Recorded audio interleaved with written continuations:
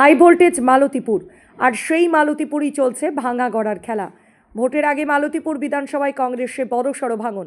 পদাধিকারী থেকে শুরু করে বর্তমান কংগ্রেস গ্রাম পঞ্চায়েত সদস্য সহ একাধিক নেতা ও কর্মী দল ছেড়ে যোগ দিলেন তৃণমূল কংগ্রেসে। ফলে নির্বাচনের মুখে চাপে কংগ্রেস শিবির। তৃণমূল সূত্রের খবর, মালতীপুর বিধানসভা এলাকার যদুপুর ও গোয়ালপাড়া এই পৃথক দুটি জায়গায় আয়োজিত যোগদান সভায় আনুষ্ঠানিকভাবে তৃণমূলে যোগ দেন হাজার কাহনেক নেতাকর্মীরা। তাদের হাতে দলীয় পতাকা তুলে দেন মালতীপুর বিধানসভার তৃণমূল প্রার্থী আব্দুর রহিম বক্সি। শাসক দলের দাবি, রাজ্যের উন্নয়নমূলক কাজ ও মমতা বন্দ্যোপাধ্যায়ের নেতৃত্বে আস্থা রেখে বিরোধী শিবির ছেড়ে তৃণমূলে ভিড় বাড়ছে। যদিও কংগ্রেসের তরফে এই ঘটনাকে গুরুত্বহীন বলে দাবি করা হয়েছে। ভোটের আগেই ভাঙন মালতীপুরের রাজনৈতিক সমীকরণে কতটা প্রভাব ফেলবে এখন সেদিকেই নজর রাজনৈতিক মহলের। মানুষের ঢল নামছে মমতা ব্যানার্জি উন্নয়ন এবং এসআইয়ের যে আন্দোলন সেটাকে সমর্থন করে। প্রতিদিন ঝাঁকে ঝাঁকে কংগ্রেস এবং সিপিএম ছেড়ে তৃণমূল কংগ্রেসের পতাকা তোলে মানুষ সমাবেত হচ্ছেন মমতা ব্যানার্জি উন্নয়নে সামিল হতে। আজকে আমরা গোয়ালপাড়াতে আছি।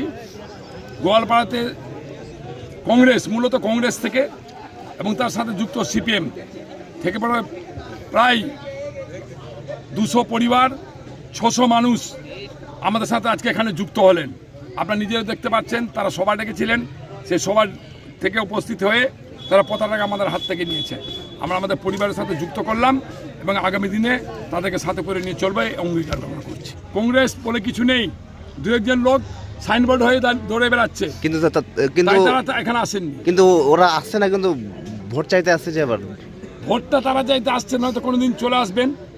কিন্তু এখানকার মুসলিম ও কিছু কংগ্রেসরা তারা এইভাবে মানুষকে বিভ্রান্ত করছেন এবং তাদের এই ধরনের চক্রান্ত দেখে এই যে ঝাঁকে ঝাঁকে কংগ্রেসি বন্ধুরা আমাদের সাথে এখানকার নেতৃত্ব যারা আছেন, প্রার্থী যারা আছেন, তাদের এইরকম হাস্যকর কার্যক্রম দেখে এই মানুষগুলো আমাদের সাথে যুক্ত হচ্ছে।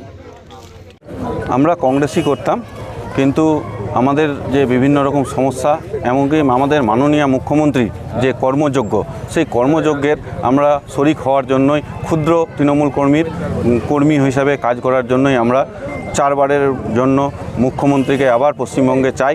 সেই উদ্দেশ্যেই আমরা এখানে মৌসুম ম্যানেজার নূর আজকে আমাদের কংগ্রেসের হয়েছিলেন, কিন্তু উনি মানুষকে সময় দেন না, এমনকি কোনো রকম কাজকর্মে আমরা পাই না পাশে। এমনকি এর আগে যেটা উনি ছিলেন রাজ্যসভার প্রতিনিধি হিসাবে, তখনও মানুষের পাশে থাকেননি বা কোনো রকম কাজ করেননি বলেই আমরা কাজের জন্য, মানুষের পাশে থাকার জন্য তৃণমূল কংগ্রেসে যোগদান করি।